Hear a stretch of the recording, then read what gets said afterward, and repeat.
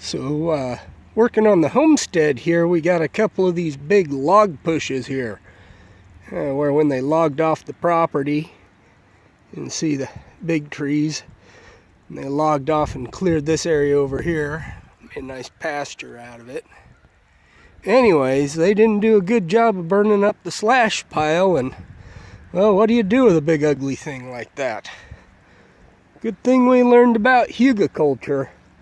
So, what we've been doing is just going ahead and rounding up all the debris we can into this pile.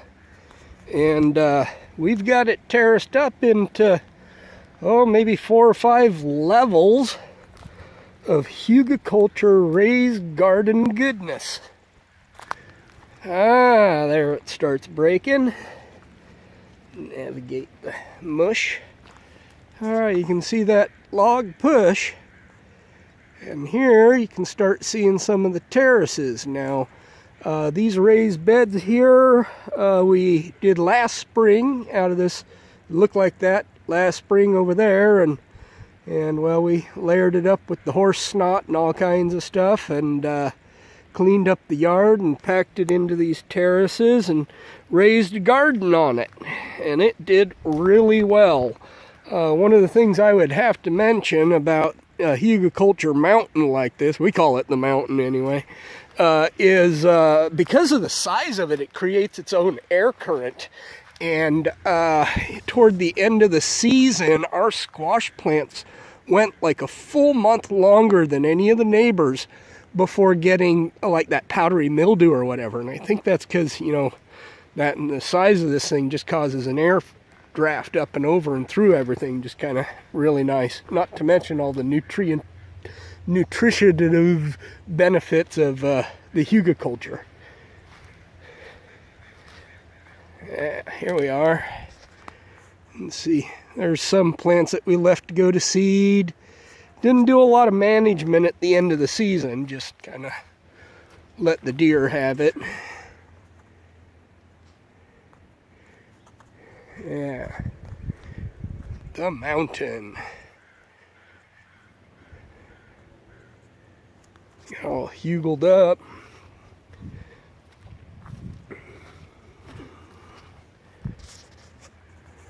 Yeah. Here in a sec, I'll go up to the top and get a view for you. So, we're getting it ready for this season. This will be our second year growing in these beds.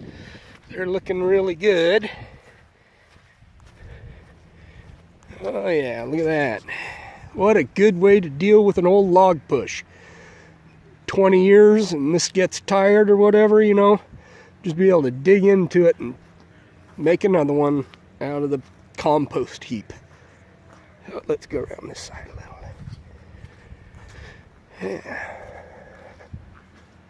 Yeah. So, we just keep chipping away at it, putting the yard debris that we generate, the grass clippings, the horse snot, the,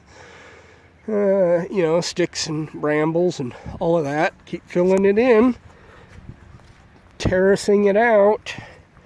We do like to cap it with some nice organic bought pre-compost mix for the grow surface, especially since this is a young hugel mound. Putting down some chip for our walkways. Yeah, let's go up top. So as we go up top here, of course, just filling in the holes, brown paper, all our vines and straw and all of that stuff, and then just keep walking it out, solidifying it.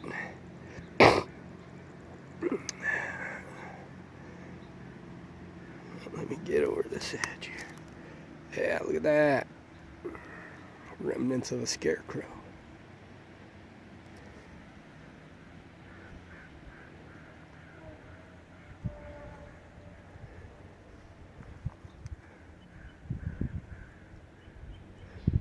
So this whole face, south face of this, used to just be a bunch of log push stumps like that. Now look at it, it's much nicer. It yields a lot of food, enough so that we take some to market. share it at the local community mart. Here we go. Take a look at how it goes. Yeah. All the beds are, arm reachable from the one path. I think this is some leftover bok choy. There's some kale. That's just going to go crazy seeding this spring.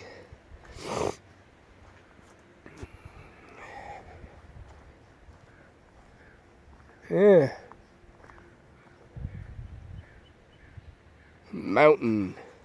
What to do with a Pacific Northwest log push, right? Hugel it up, man. Hugel it up. Cool thing about Hugel is it's a lazy man's gardening method. You don't have to grind your logs into chips. You gotta orient them how you want them. Yep. Now that is one mountainous hugelkultur bed right there. Alright, there we go. Look at that thing. Boom. Man, and that looks so much better from the yard now, especially when that flushes out with food.